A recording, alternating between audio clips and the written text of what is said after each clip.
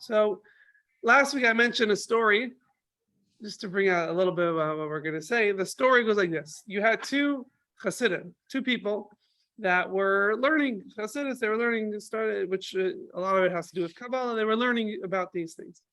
And at the end of their discussion, one of them turns to the other and he says, now can you explain me what Hashem is? Can you define God? Please just explain me what he is.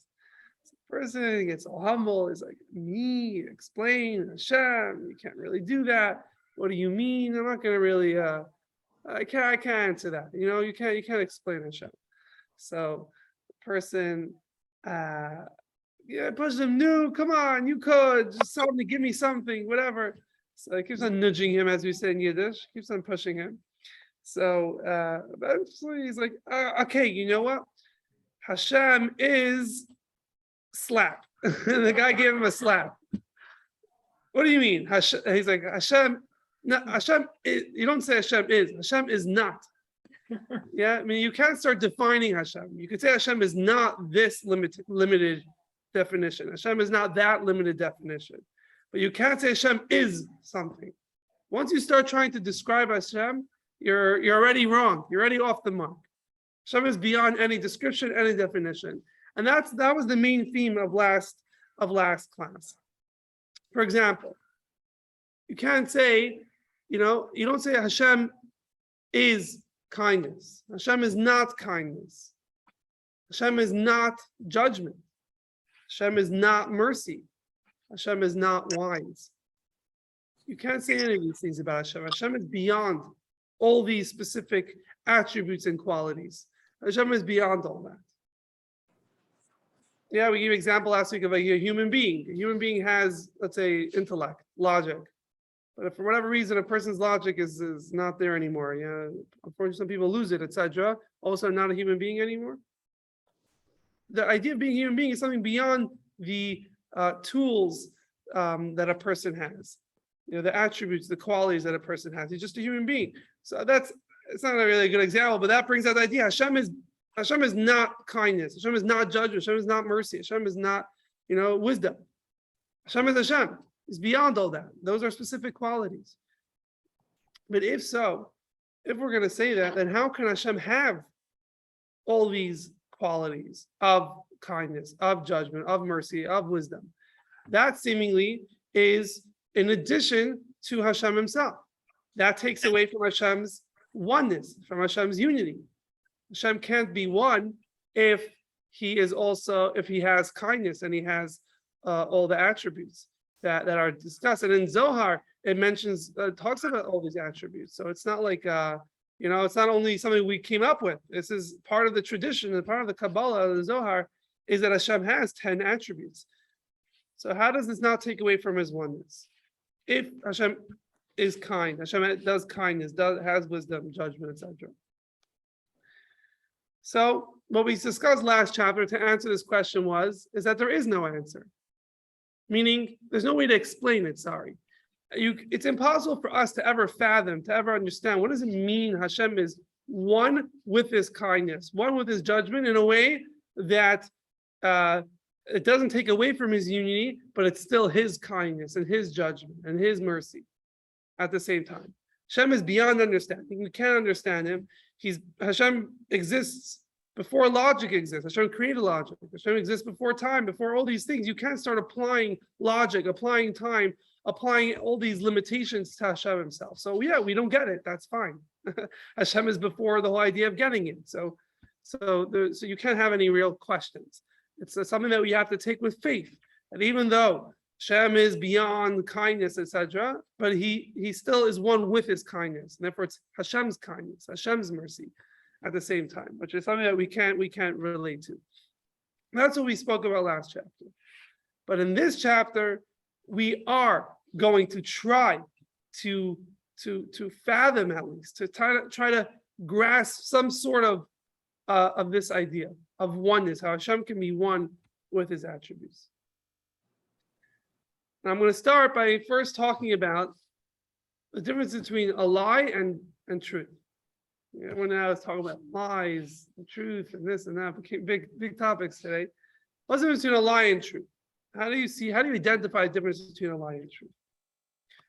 So one of the ways to tell is, or one of the differences is that a lie, once you stop telling the lie, once someone stops telling the lie, the whole thing disappears.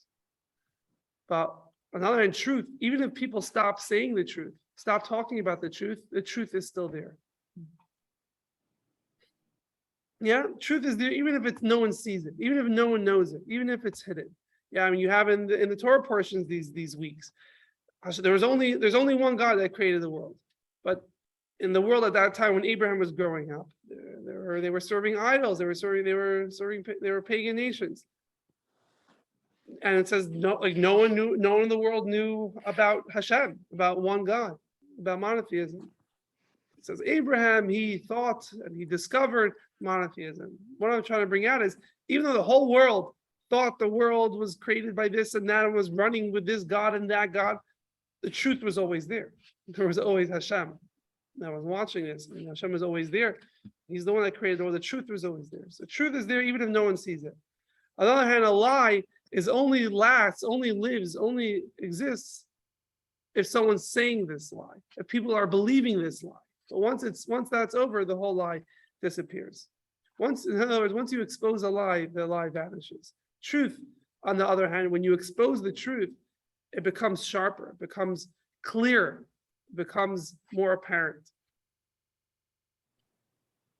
When Mashiach will come, when the Messiah will come, what's going to happen to the side of evil? What's going to happen to death? So it says, there's a few different verses, but the idea is that it will be nullified, it will be gone. It says about death will be swallowed up forever. When Messiah comes, there will be no death. Death will be swallowed up forever. It won't exist anymore. It says the spirit of impurity, Hashem says, I will remove the spirit of impurity forever. It won't exist anymore. Evil, which is nothing, not real, it's a lie, will cease to exist. On the other hand, the rest of the world, the goodness of the world, that will be elevated to a higher level when Mashiach comes, a higher awareness.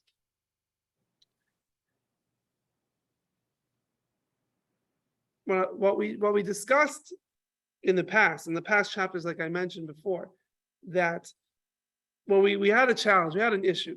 God is one. There's nothing else that exists besides for God. How could there be a world? How is there a world? How do we exist? We don't take away from this oneness from only God existing. So we said, no, that's not an issue. Why? Because we don't really exist. We're not an independent existence. We're not significant. So we don't. So it's not a challenge to God's oneness. God is still the only real, the only true existence. That is what we said. And that's like what we're saying here about a lie. Like we're saying the world is a lie. The world says that it's independent, but really it's not. And we discussed how that happened, etc., throughout all the chapters. We said the world's like a lie, it doesn't really exist. But when it comes to Hashem's qualities, Hashem's attributes, Hashem's kindness, Hashem's mercy, all these things, we can't say, oh, yeah, that doesn't really exist. We can't say that's a lie. God forbid to say such a thing. We can use the same answer we said before.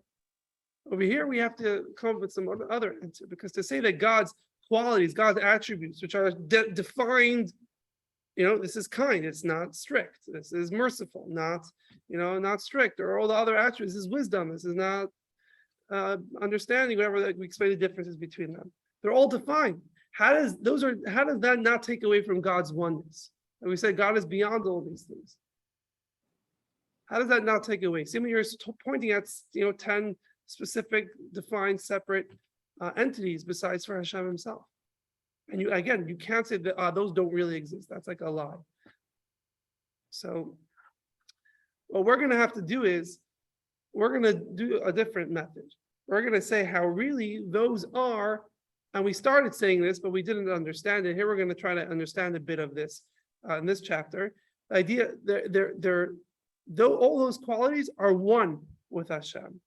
There's a certain oneness here. And the word, maybe the key word I would use here is inclusion. Instead of to the world, we say, oh, you don't exist. yeah, you don't really exist. We throw you out. But here, when we talk about God's attributes, we don't throw it out. We can't throw it out. It's God's kindness. It really exists. It's God's. If Hashem's doing something kind, it's His kindness. It's not something random. So what we do is we include it within Hashem Himself. We say, you think it's just kindness. You think it's just judgment. Really, it's one with Hashem. It's included within Hashem's being. It's not something separate. In Hebrew, the two words are bittul and yichud. Until now, we said, the world, it's bittul, it's nullified. The word bittul means nullified. It doesn't really exist. But on the other hand, what we're saying now about God's qualities, which we can't say do not exist, they do exist. What we're going to say is they're included within Himself. They're not something separate. They never become something separate. That's our goal. That's what we're going to try to say. And when you do that, what you're really doing is showing how, you think it's just kindness. Now it's really more than that. You think it's just mercy. It's really more than that. It's really part of the one being of Hashem. It's not really defined as just kindness. And we're going to explain that today.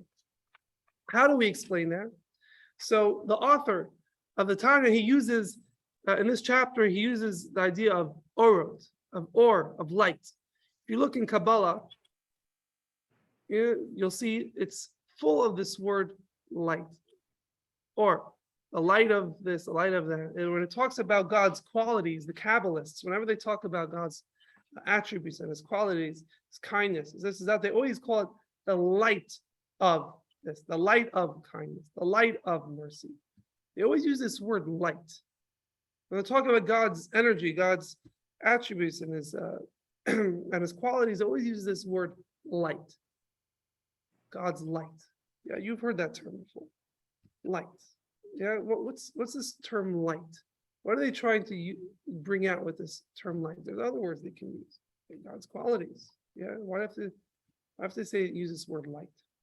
That's going to be the main feature for today's class. Is going to be what's this idea of light trying to bring out? So, where does light come from? Yeah, especially those days didn't have light bulbs. They had fire, but the main idea of light was from the sun. You have a sun, which is the source of the light, and you have the light itself, the rays of the sun. Same as they're two separate things, the sun and the light of the sun. But the truth is, if you could, so to speak, climb the light itself, go with the light, travel with the light back to the sun, see where it's really coming from, and you'll see how the light doesn't only start outside of the sun, or else where does it come from? It starts from within the sun. The light exists within the sun itself. But when you're there, again, if you could imagine yourself at the sun itself, within the sun, you're like where the light starts. Do you see light there? Can you point and say, oh, that's the light? No, what's there is just the bowl of the sun. It's just the glow of the sun. That's all that's there. So, and the one on the light is there because where else does it come from? But it's not its own identity when it's within the sun, within the globe of the sun. It is part of the sun. That's the oneness that we're looking for. Now, I'm going to explain this by showing what this oneness is not. It's not like other things. It will bring out how complete this oneness really is. So let's talk about a lower level of oneness we'll find in this world. For example, you have logic, intellect. Yeah, what's the whole idea of logic and intellect? That tool that we have, it's to appreciate and to absorb an outside concept, an idea. I have my own life. Now I want to appreciate, I want to understand, absorb something outside of me, an idea that's outside of me. So I have my logic, my intellect, that's able to perceive something for what it is, for the truth of it. Intellect is looking for the truth of something. The key word I would use is it's objective. It's trying to understand what that is and absorb whatever that is outside of me. That's the tool of logic. Then we have another part to ourselves, which is emotional feelings. Emotions are not about objectivity, whatever that is, that's what it is. Rather, it's about how I feel about it, how I react to that. It's a feeling.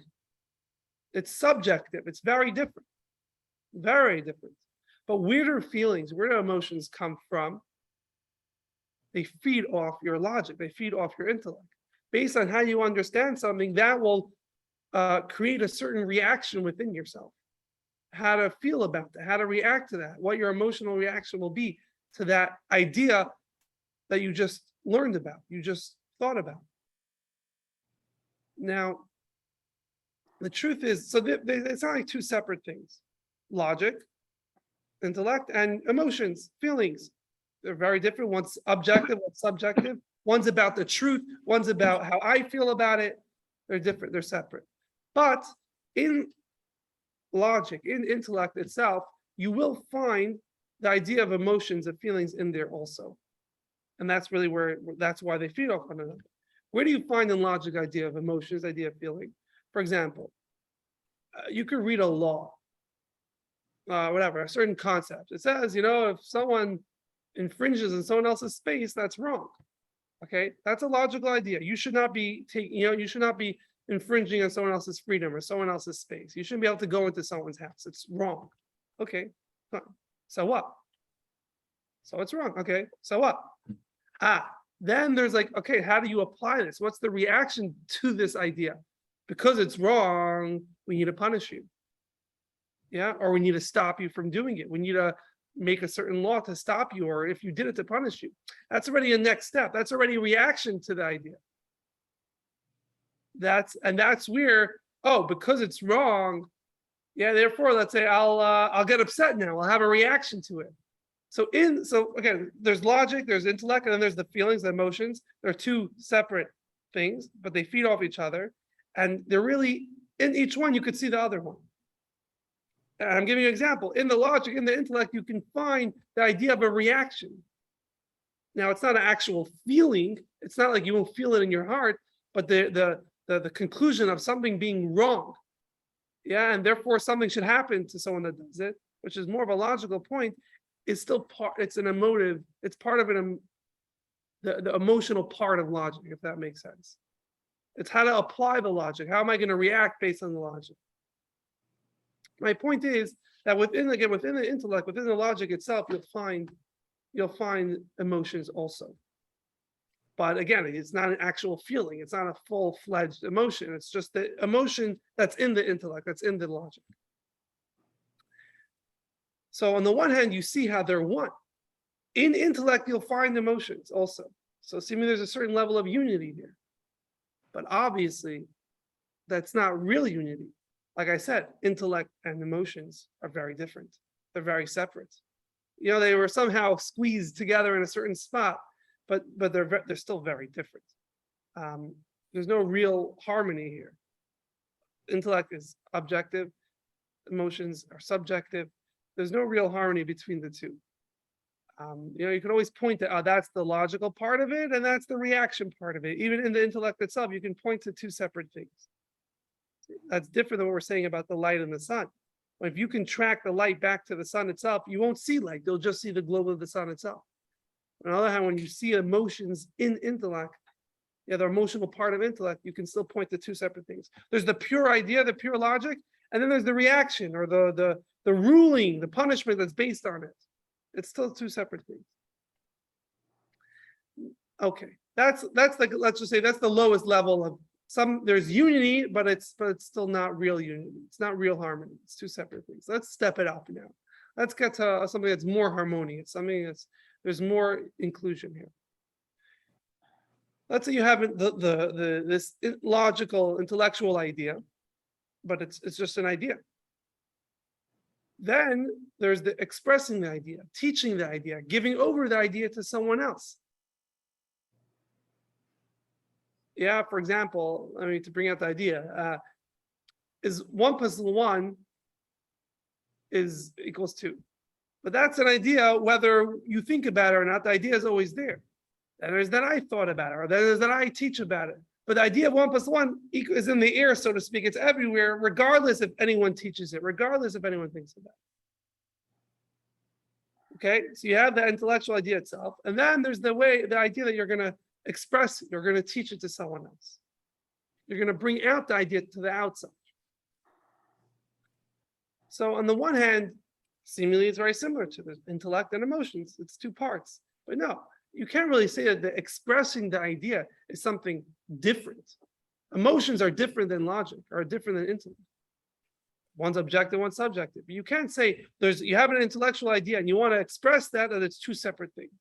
No, the expression, the teaching of the idea is teaching the idea. It's not something separate. I'll bring it out with an example. You have a mirror. So someone's standing in front of a mirror. What does he see? What does the person see? You see yourself. You see your reflection. But are you going to say the reflection is something separate, something different than the person? No, that's why the second the person leaves, the mirror is not in front of the mirror anymore. All of a sudden, the whole image is gone, because the image was never its own thing. It was always just an expression, just a reflection of the person. Like a screen. You have something on a screen of a computer. It's not really there. It's just an expression of whatever the codes are behind it. Once the codes are gone, the thing is gone. It's just a way of translating the codes of a computer, so it looked a certain way. But it's never its own thing. It's all about just bringing out the idea. A mirror is just about reflecting the person. It's never its own concept. Emotions have its own idea. Logic wants to get to the truth of the matter in an objective way. Emotions as a subjective reaction to it. They kind of have their own agendas. But here with the mirror has it's just trying to reflect a perfect reflection of whatever's standing in front of it. It's not two separate things. So maybe here we can see some idea of inclusivity, something that's one. It's a step up. It's not two separate ideas. There's actually one thing. But the truth is, at the end of the day, there is something new. Maybe not something different, something separate, something not something going against it, but there's still something new here. Before, like I said, 1 + 1 = 2 doesn't need you to teach it to a kid. Doesn't need you to understand for you to think about it. It exists because it exists. By you teaching it, you're adding a new thing here. Now 1 + 1 is being taught. It's something novel that wasn't there before. Again, it doesn't go against it. It's not like, well, what is that? It's just something new that wasn't happening before. Before 1 + 1 wasn't being taught. Now it is being taught. It is something new. It's something novel. Yeah, again, so like, for example, someone could be introverted and have his whole ideas in his head. And now, you wanted to teach it. It's like switching from introvert to extrovert. Not literally, but that idea where there is some sort of change. There is something new here. Something a little foreign. Something a little.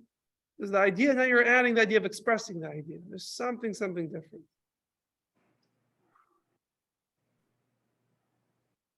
And that's why in this chapter we talk about specifically the sun and the lights from the sun.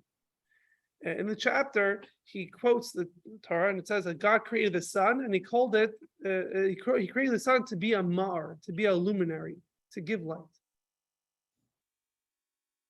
And that's what he says, the sun is defined as something that gives light. That is what it's all about. That is its definition. That's what the Torah says the sun is. It's about giving light. Why is this important? Because the reason why the idea of expressing the logic and the logic itself, is we said it's still two separate things, something new is added when you're teaching it, is because, like we said, 1 + 1 is not equals 2, is not about the fact that kids learn in school. Whenever we think of 1 + 1 = 2, we think about school, but that's not really what it is. It's an idea. Whether you teach it in school, you don't teach it in school, it makes no difference to the concept of 1 + 1 = 2. There's nothing, it doesn't need it to be taught in school to exist, to fulfill its purpose. 1 + 1 = 2 because 1 + 1 = 2. It's not, 1 + 1 = 2 is not about being taught in school. On the other hand, when we talk about the sun and the light of the sun, the sun is a luminary. The sun is all about giving light. That is the whole purpose of the sun. So now, when you have the light of the sun, which is trying to express the sun, that's the whole purpose of light. Light is to express the source. Yeah, for example, And it's not something new. Light is not trying to bring something new. It's all just about expressing the source. You see light, you know that the sun is shining. If you see the sunlight, you know that the sun is something shining. Light is not trying to introduce anything here. Yeah, let's say, for example, in a room that's dark. So everything is in the room. It's just dark. You can't see it. You turn on the lights. Is there anything new here? Did you add a chair? Did you add a table? Did you add anything? No. All you did is what you turned on the light. Light just now made you be able to see what was there already, but it's never had its own agenda, its own idea it's trying to teach you. It's just trying to express whatever's there. Express, in the case of the sun, it's trying to bring out what the sun is. That's all that the light is trying to do. That's all the rays are trying to do. It has no self-identity, which is seemingly similar to, like we said, about the mirrors and about the computer screen. It's just to bring out whatever is there. The difference is that what we're saying here is that the source of the light is not only the light is here to bring out the source, but the source is here to bring out the light. It is here to express light, to emit light, to shine. The sun is here to shine, to be a shining being. That's the difference. For example, with the idea and the teaching the idea. The idea, like we said, is not here to be taught. The idea exists because it exists, because it's a truth. It's not here to be taught. And therefore, when you're teaching it, it is something new here. You can't say there's complete oneness. But when the sun is shining, the sun is here to shine. Okay, so when the rays are out of the sun, maybe you could have two separate things. There's the sun and there's the rays that are outside of the sun. But like we said, you can, so to speak, trace back to be within the sun. You don't see two separate things, the sun and the light of the sun. When you're within the globe of the sun, there is just sun. It's complete oneness. You can't point and say, here's the light and here's the sun. Here's the sun and here's the light. You can't point to any sort of separateness like that. It's one being. Why? Because the source, the sun itself is a luminary. It's defined by being a luminary. It's here to provide light. And the light is here to bring out the sun, to shine, to bring out the sun's light, the sun's shiningness. So it's just oneness. It's complete oneness. And that's why you don't see any light in the sun. You can't point and say, oh, that's light. When it came to emotions and intellect, again, there's the emotional part of the logic, the emotional part of the intellect, the reaction, but you can still point and say, this is the idea, and this is how the reaction of the idea. You can always point to two separate things. Or even a person with a mirror, there's the person, and then there's the mirror, there's the reflection. You can still point to two separate things. But when the sun, the rays of the sun, the light of the sun is within the sun, you can't point to two separate things. It's all one. They're all here together, working together. The sun is here to give light. The light is here to bring out, is to give the light of the sun. They're all working in unison. There's no separateness here. The sun's primary function is to give light. That's what we're trying to say. And that's the example we can find in our world. That's the only real example we can find in our world where you have complete oneness. Not just two things joining together, but complete oneness. And that's why the Kabbalists, when they talk about God's attributes, God's qualities, His kindness, His mercy, His wisdom, it always uses the word light, God's light, because it's trying to bring out this idea that God is one with His kindness. He's one with His mercy, in a way of complete oneness. You can't point to any separateness between Him and His kindness. Yeah, so that's the word they use. And in Hebrew, they use the word or HaChesed, the light of Chesed, or Hagvur, the light of strictness, of severity, or HaChachma, the light of wisdom. What's the idea? The light, trying to bring out how one it is. For example, when God is kind to us, we're not grateful to Hashem's kindness. We're grateful to Hashem, not to His kindness. If you think about it, sometimes you could see someone do an amazing act of kindness, save someone's life, or go totally out of their way for someone, and you could be like, "Oh wow, look how beautiful human kindness could be." Yeah, and you have videos on YouTube about I think they're like, the headline is like, a lot of these videos called like restoring faith in humanity. And the video is about like everyone's like, nowadays people don't treat each other properly, people don't have respect for each other, etc., etc. But if you see this video, you'll restore your faith in humanity. Humans could be kind to one another. Humans could care for one another. That's a video about how someone, went out of their way to save someone. Every video is a different story, Someone was driving on the highway, stopped the car in the middle of the highway, jumped over the fence in between the going one direction, other direction, and go and save the kid. They risked their life and they saved the kids. That restores faith in humanity. So what you're focusing there is not the person that did the act, you're focusing on the concept of kindness. Oh wow, look how beautiful human kindness is. That can happen. But then there's other times someone will do something and you won't say, oh, look how beautiful human kindness is. You'll say, look how great that person is. You look at the person, that guy, he's so amazing. He even did this. So what's happening here is that in one case, the kindness kind of distracted you from the person. It wasn't about the person, it's about the kindness. Other times, the kindness is just here to tell you about the person, how great that person is. You don't get distracted by the kindness. And that's what we're talking about. When we talk about God's kindness, Hashem did something good to us. We don't say, oh, we're grateful to Hashem's kindness. We don't get distracted by his kindness. Why? Because it's not kindness, it's the light of kindness. It's the light of mercy. It's the light of wisdom. It's light. It's here just to bring out its source. It's never something separate, something that's going to block you from seeing the source. It's transparent. It's all here it's a light. Just like the light of the sun is just to bring out the sun, bring out the brightness of the sun, to bring the sun, so to speak, down here, the warmth, etc., down here. The light of God's kindness. The kindness is only here to bring out Hashem. It's never something separate. There's a complete oneness there. And that's why the Kabbalists always use this term light, to bring out the oneness between God and his kindness. It's not that there's this random kindness doing good things. It's God's kindness, the light of it's the light of kindness that's performing this. And first of all, this is a lesson just in life in general, that how can you really have harmony, oneness in any relationship, whether it's husband, wife, or any relationship you have?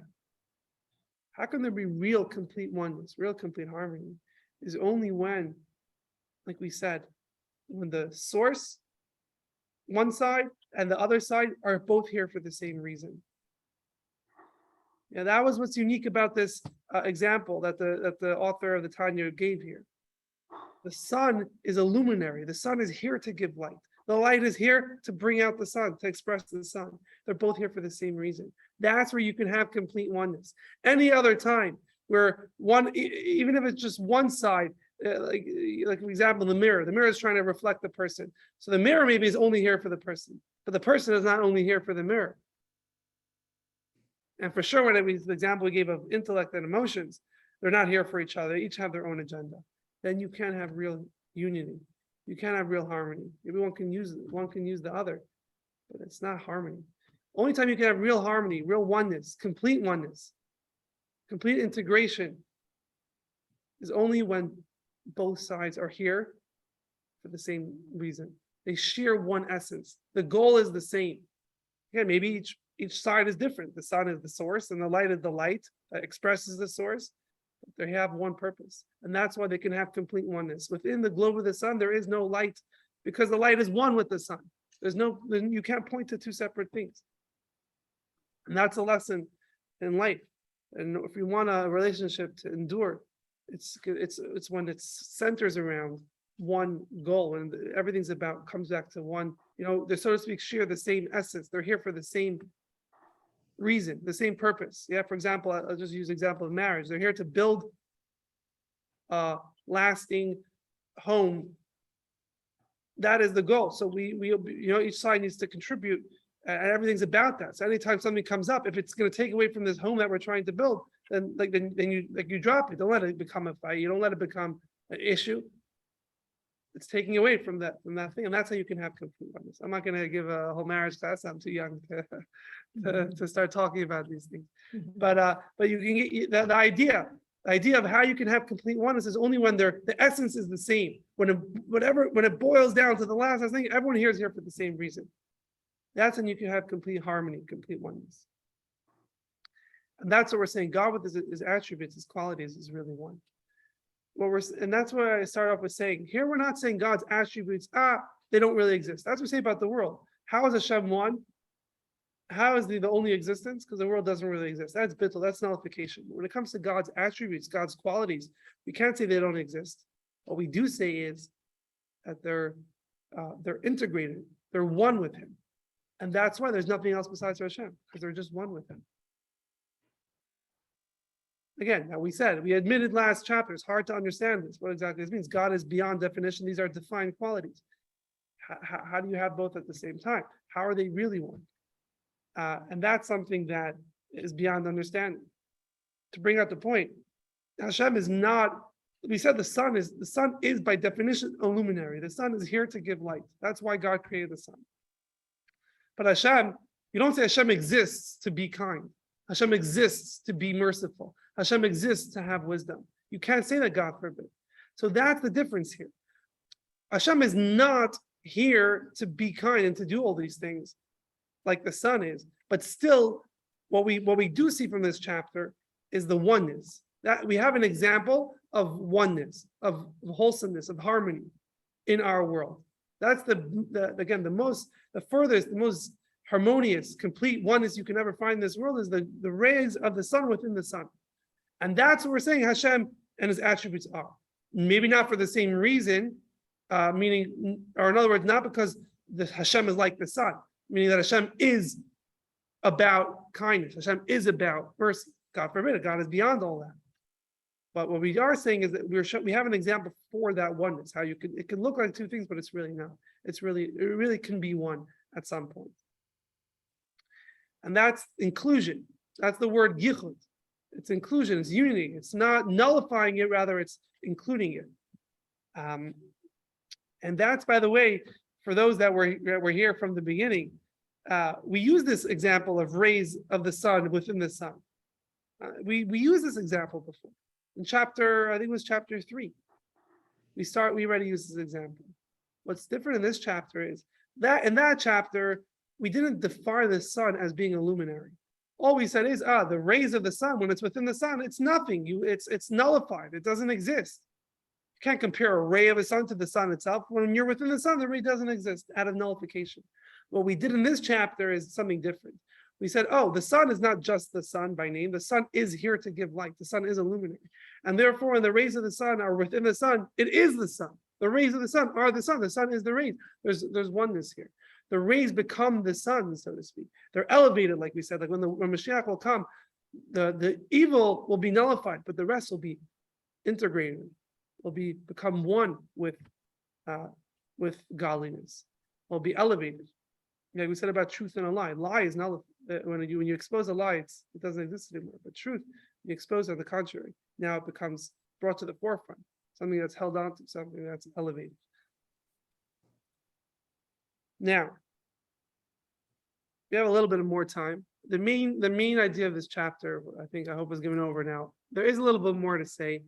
I just don't want it to take away. So I'm going to try to make it brief, and then at the end, I'll just recap the main parts that we said.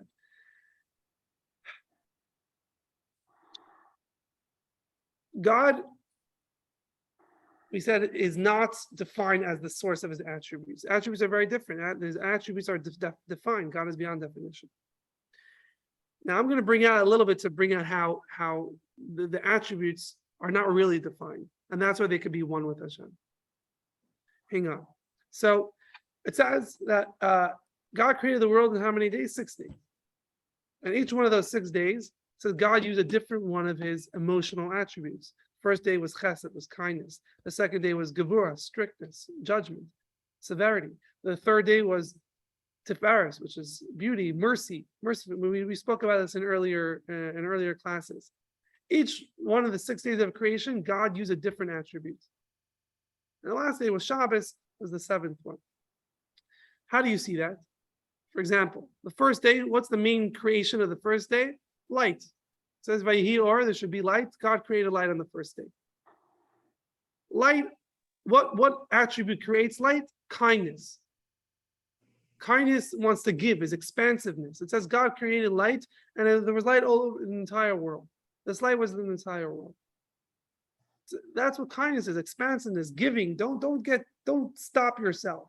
Don't say, "Oh, I shouldn't give this person." That's judgment. That's severity. That's being strict.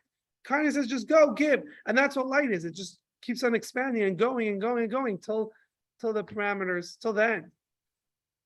But on the other hand, I'm sorry, let's move on. And the second day, it says God uses attribute of severity, of strictness. What happened on the second day? It says God separated between the upper waters and the lower waters. Upper waters meaning spiritual, the idea of water in a spiritual sense.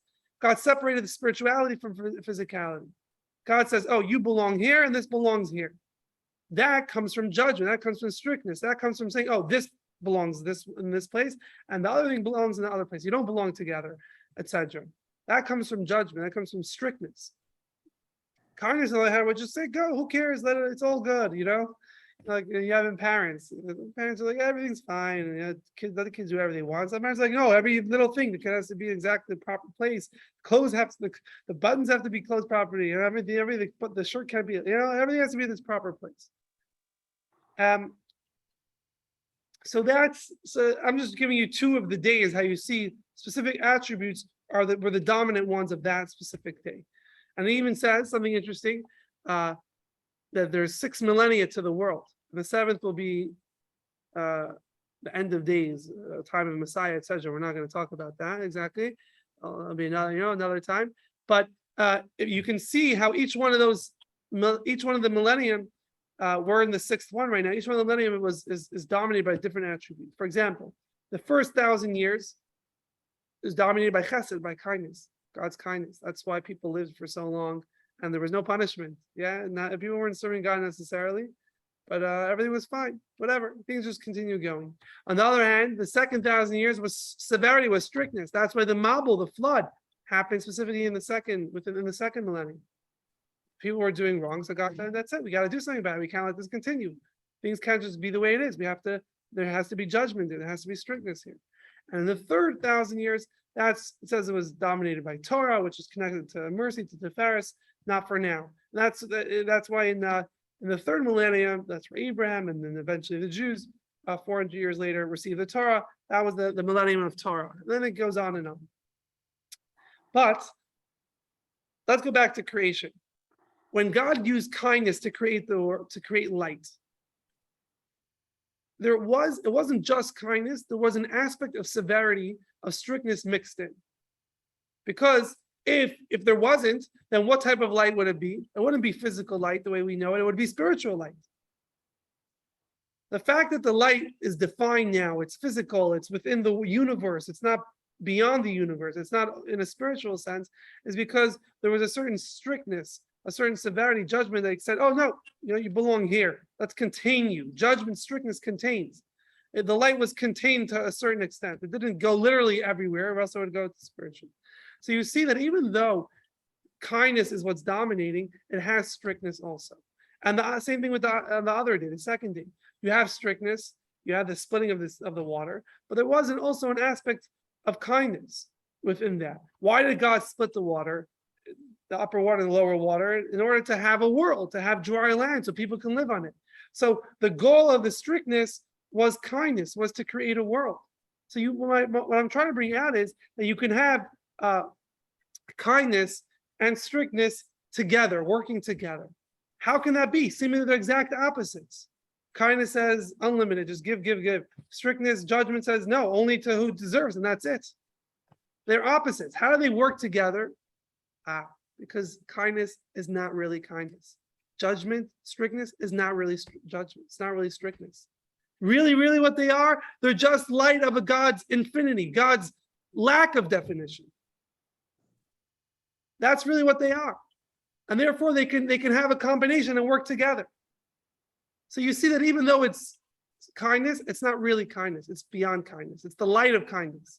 It has God, on the one hand, it has definition, but on the other hand, it really has lack of definition.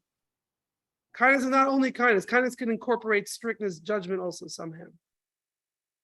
Why? Because it's the light of kindness. It's not actual kindness. It's God's kindness. God is one with his kindness. Just like God is beyond definition, his kindness doesn't really have definition. We only see it that way, and we explain that through the idea of tzimtzum, etc., why we see it a certain way, and why we exist in a world of definition. But in truth, God's lights, God's attributes are really one with him, and they also lack definition, just like Hashem does, and that's how they can have this oneness. I think with that we'll finish. There's one more aspect that's mentioned in this chapter about Tikkunei Zohar, but I guess we'll leave that for another time, how you see this clearly. So just to recap, and with that we'll finish. Again, the issue we had was, how can God be one with his attributes, with his kindness, with his mercy? You said it's God's mercy, it's God's kindness. What do you mean? God is beyond definition. If you try to say God is kind, slap. You want to say God is wise, slap. Like we said in the story. You can't say God is those things. So how does he have wisdom? How does he have kindness? How do you say God has specific attributes? And we said you can't say, oh, they don't really exist. You can't really nullify them, because it's God's. You can't say they don't exist. So what was our method? The method was inclusion, yichud, saying how Hashem is really one with his attributes. So they're not something separate from him. How did we illustrate that? So we gave an illustration today. The illustration we gave was the rays of the sun within the sun. And what's unique about this oneness, this harmony, is that the sun is here to give light. The light is here to give off the sun's light, to express the sun. And therefore, it's because they share that oneness, their essence is the same. They're here for the same purpose. Therefore, when they're actually together, when the rays of the sun are within the sun, there is no separateness. You can't point to any separateness. That's the illustration for God and his attributes. God and his kindness. It's the light of kindness. That's why the Kabbalists use this word light. It's the light of kindness, the light of mercy, the light of wisdom, because God is one with them. They're here. They're all part of one thing. And we actually express that by saying how when God uses kindness, there's also strictness mixed in there. Strictness is also kind. How does that happen? Because really, they're beyond definition, just like God is. We see it a certain way, and we said it, the tzimtzum, etc. But really, they're light. Really, God is one with them. Their identity is that they're part of Hashem. And that's the lesson from today.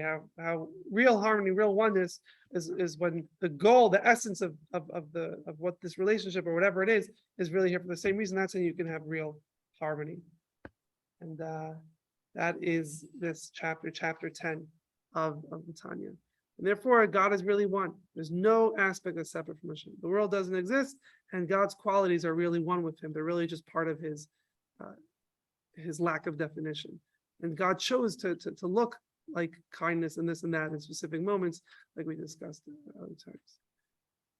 All right. Anyone have any questions? Feel free. Now would be a good time to ask.